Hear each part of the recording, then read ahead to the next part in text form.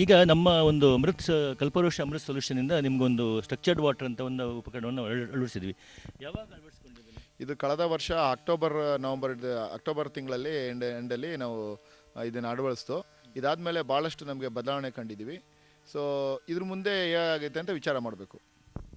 ಈಗ ನೀವು ಈ ಉಪಕರಣ ಮಾಡಿದ ಮೇಲೆ ಮುಂಚೆ ನಿಮ್ಗೆ ಯಾವ ಥರ ಈ ತೋಟದಲ್ಲಿ ಯಾವ ಥರ ಇತ್ತು, ಈಗ ಈ ಉಪಕರಣ ಅಳವಡಿಸಿದ ಮೇಲೆ ಯಾವ್ಯಾವ ನಿಮಗೆ ಇದರಲ್ಲಿ ಹಣ್ಣುಗಳಲ್ಲಿ ಅಥವಾ ಗಿಡಗಳಲ್ಲಿ ಬದಲಾವಣೆ ಕಂಡಿದ್ದೀವಿ? ಇದು ಒಂದೇ ತಿಂಗಳು ಅಥವಾ 2 ತಿಂಗಳು 6 ತಿಂಗಳಲ್ಲಿ ಆಗುವಂಥದ್ದಲ್ಲ. ಇದು ದೀರ್ಘಕಾಲೀನ ಪರಿಣಾಮ ಬೀರುತ್ತೆ. ಮೊದಲು ಸ್ಟಾರ್ಟಿಂಗ್ ಲಾಸ್ಟ್ ಇಯರಲ್ಲಿ ಅಂದರೆ ಇದು ಹಿಂದೆ ನಾವು ಏನು ಮಾಡ್ತಿದ್ದಾಗ ಹಣ್ಣು ಅಥವಾ ನಮ್ಮ ಗಿಡದಲ್ಲಿ ಏನು ಹಸಿರು ಇರ್ತಿತ್ತಲ್ಲ ಕಲ್ಲರು, ಅದು ತುಂಬ ಕಡಿಮೆ ಇರ್ತಿತ್ತು. ಈಗ ಇದು ಬಂದಮೇಲೆ ತುಂಬ ಹಚ್ಚ ಹಸಿರಾಗಿ ಕಾಣುತ್ತೆ. ಮತ್ತು ಗಿಡಗಳ ಬೆಳವಣಿಗೆ ದರ ಒಂದು 10-20% ಅಂದರೆ 20% ಅಷ್ಟು ಪ್ರತಿಶತ ಬೇಗ ಬೆಳವಣಿಗೆ ಆಗ್ತಿದೆ. ಮತ್ತು ಕಾಯಿಗಳ ಗಾತ್ರ ಮತ್ತು ಇಳುವರಿಲಿ ಅದರಿಂದ 15-20% ನಾವು ಹೆಚ್ಚಿಗೆ ಕಾಣ್ತಾ ಇದ್ದೀವಿ. ಅದು ಯಾವ ಗಿಡಗಳಾಗಿದೆ ಅಂತ ಏನಾದರೂ ತೋರಿಸ್ಬೋದಾ ಈ ಜಮೀನಲ್ಲಿ?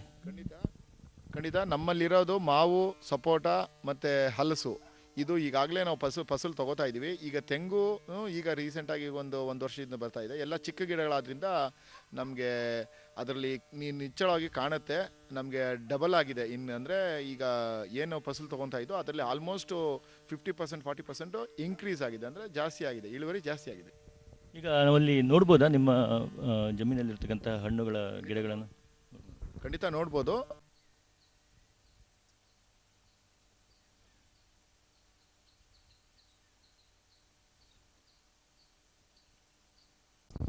ನೋಡಿ ಸ್ನೇಹಿತರೆ, ವಿಶೇಷವಾಗಿ ಸ್ಟ್ರಕ್ಚರಲ್ ವಾಟರ್ ಬಗ್ಗೆ ಹೇಳೋದಾದರೆ, ಈ ಪರ್ಟಿಕ್ಯುಲರ್ ಅಂದರೆ ಈ ಗಿಡದ ಬಗ್ಗೆ ಹೇಳೋದಾದರೆ, ಈ ಗಿಡ ನಾವು ಹೆಚ್ಚು ಕಮ್ಮಿ 2 ವರ್ಷ ಆಯಿತು ಹಾಕಿದಾಗಿಂದ ಅದು ಅಂತ ಬೆಳವಣಿಗೆ ಕಾಣದೆ ಈ ಥರ ಒಣಗೋಗಿತ್ತು.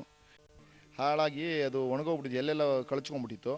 ನಾವು ತಿಳ್ಕೊಂಡು ಇದು ಗಿಡ ಸತ್ತೋಗಿದೆ ಅಂದ್ಕೊಂಡು, ಬಟ್ ಯಾವಾಗ ನಾವು ಸ್ಟ್ರಕ್ಚರಲ್ ವರ್ಕ್ ಕೊಟ್ಟ ಮೇಲೆ ಅದು ಮತ್ತೆ ಚಿಗುರಿದೆ, ಪ್ಲಸ್ ಗಿಡ ಎಲ್ಲ ಹಸಿರಾಗಿ ಮತ್ತೆ ಬರ್ತಿದೆ. ನಾವು ಇದನ್ನು ತೆಗೆದಾಕ್ಬಿಟ್ಟು ಹೊಸ ಗಿಡ ಹಾಕಬೇಕು ಅಂತಿದ್ದು. ನೋಡಿ ಇದೆಲ್ಲ ಕ್ಲೀನಾಗಿ ಮೇಲೆ ಬಂದಿದೆ. ಇದರಿಂದ ನಿಜವಾಗ್ಲೂ ಅನುಕೂಲ ಆಗುತ್ತೆ ಅಂತ ತಿಳ್ಕೊಂಡಿದ್ದೀನಿ ನಾನು. Thank you.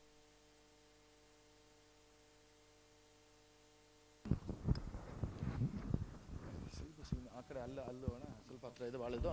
ಇಲ್ಲಿ ಬಾಳೆ ಖಾಲಿ 2 ತಿಂಗಳಿಗೆ 6 ಅಡಿ ಹೈಟಲ್ಲಿ ನಮಗೆ ಈ 2ನೇ ಸಸಿ ಬಂದಿದೆ. ಈ ಮೊದಲು ಅದು ಈ ಥರ ಹೈಟ್ ಬರಲಿಕ್ಕೆ ಮಿನಿಮಮ್ 6 ಮಂತ್ಸ್ ಆಗಬೇಕಾಯಿತು. ಈಗ 2.5 ಮಂತ್ಸ್ಗೆ 6 ಫೀಟ್ ಹೈಟು ಗಿಡ ಬೆಳೆದಿದೆ. 2ನೇ ತಳಿ ಇದೆ, ಅದು ಭಾಳ ಬೇಗ ಬೆಳೀತಾ ಇದೆ. ಅದಕ್ಕೆ ಒಂದು ಮೂಲ ಕಾರಣ ನಮ್ಮ ನೀರಿನ ವಿಶೇಷ ಇರಬೇಕು ಅಂತ ನಾವು ಗಮನಿಸಿದ್ವಿ. ಹಾಗೆ ನೋಡ್ತಾ ಬನ್ನಿ, ಸುಮಾರು ಏನು ನಾವು ಕಟ್ ಮಾಡಿರೋದು ಅದು ಬೇಗ ಬೆಳವಣಿಗೆ ಆಗಿದೆ. 2ನೇ ಮರಿ ಬೇಗ ಬೆಳವಣಿಗೆ ಆಗಿರೋದು ಕಾಣ್ತಾ ಇದ್ವಿ. ಇದು ನೋಡಿ, ಇದು 2 ತಿಂಗಳಿಂದ ನಾವು ಕಟ್ ಮಾಡಿರೋದು. ಈಗಾಗಲೇ 6 ಅಡಿ ಹೈಟು ನಾವು 2ನೇ ಕಂದು ಬೆಳೆದಿದೆ. ಇದು ನೀವು ಗಮನಿಸ್ಬೋದು.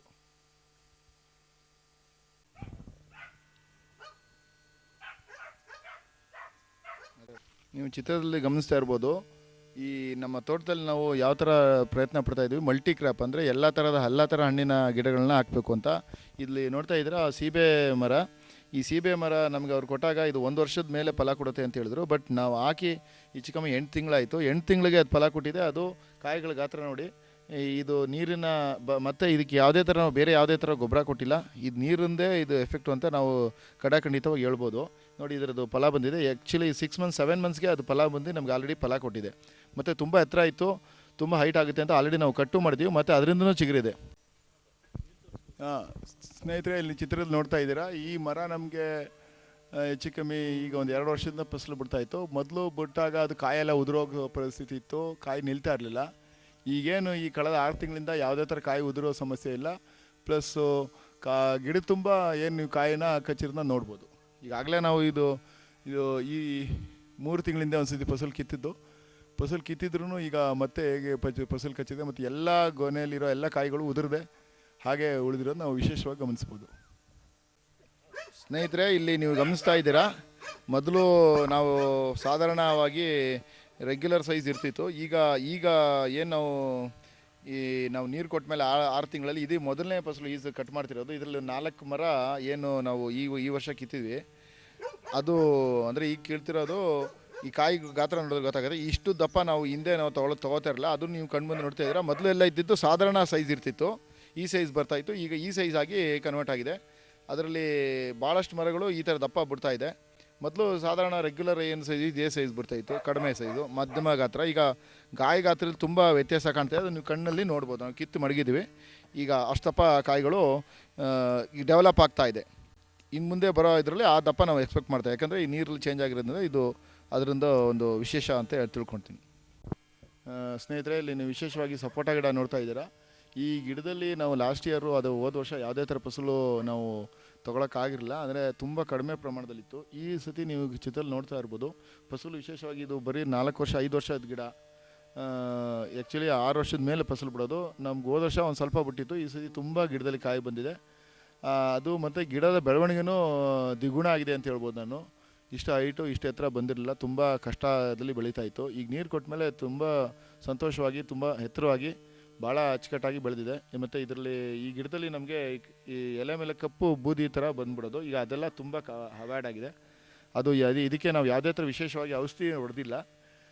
ಔಷಧಿ ಪ್ರಮಾಣವೂ ಕಡಿಮೆ ಆಗಿದೆ. ಮೊದಲು ಟ್ರೈ ಮಾಡಿದಾಗ ಔಷಧಿ ಮಾಡಿದಾಗ ಅದು ಹೋಗಿರಲಿಲ್ಲ, ಬಟ್ ನೀರು ಕೊಟ್ಟ ಮೇಲೆ ವಿತೌಟ್ ಎನಿ ಮೆಡಿಸನ್, ಏನು ನಾವು ಮೆಡಿಸನ್ ಹೊಡಿದೇನೆ ಅದೇ ತಾನಾಗಿ ತಾನೇ ಆ ಕಪ್ಪು ಶಿಲೀಂಧ್ರ ಅಥವಾ ಏನು ಫಂಗಸ್ ಅಂತೀವಿ ಅದು ಅವಾಯ್ಡ್ ಆಗಿದೆ. ಪ್ಲಸ್ ಗಿಡನೂ ಯಥೇಚ್ಛವಾಗಿ ಬೆಳೆದು ಫಲನೂ ನೀವು ಕಣ್ಣಲ್ಲೇ ನೋಡ್ತಾ ಇರ್ಬೋದು, ತುಂಬ ಫಲ ಬಂದಿದೆ.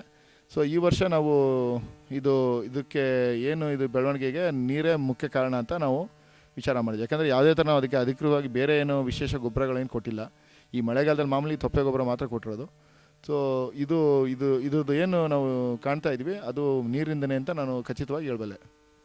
ಒಟ್ಟಿನಲ್ಲಿ ವಿಶೇಷವಾಗಿ ನಾವು ಏನು ಹೇಳೋಕ್ಕೆ ಇಷ್ಟಪಡ್ತೀನಿ ಅಂದರೆ, ರೈತರು ಇದನ್ನು ಅಳವಡಿಸಿದ್ರೆ ದೀರ್ಘಕಾಲೀನವಾಗಿ ನಿಮಗೆ ಅನುಕೂಲ ಆಗುತ್ತೆ, ಅದರಲ್ಲಿ ಯಾವುದೇ ಥರ ಸಂದೇಹ ಬೇಡ. ಬಟ್ ಸ್ಟಾರ್ಟಿಂಗ್ ಸ್ವಲ್ಪ ಇನ್ವೆಸ್ಟ್ಮೆಂಟ್ ನಿಮ್ಗೆ ಸ್ವಲ್ಪ ಕಷ್ಟ ಆಗ್ಬೋದು, ಬಟ್ ಹಾಕಿದ್ದೇ ಆದರೆ ನಿಮಗೆ ಖಂಡಿತ ಇದರಲ್ಲಿ ಪ್ರತಿಫಲ ಕಾಣ್ಬೋದು. ನೀವು ದಯವಿಟ್ಟು ಇದನ್ನು ಅಳವಡಿಸಿ ಮತ್ತು ಬೇಗ ಅದನ್ನು ಫಸಲು ತೊಗೊಂಡು ನೀವು ಬೇಗ ಅದನ್ನು ಸಮೃದ್ಧಿಯಾಗಿ ಜೀವನ ನಡೆಸೋಕ್ಕೆ ಅನುಕೂಲ ಆಗುತ್ತೆ. ವಂದನೆಗಳು.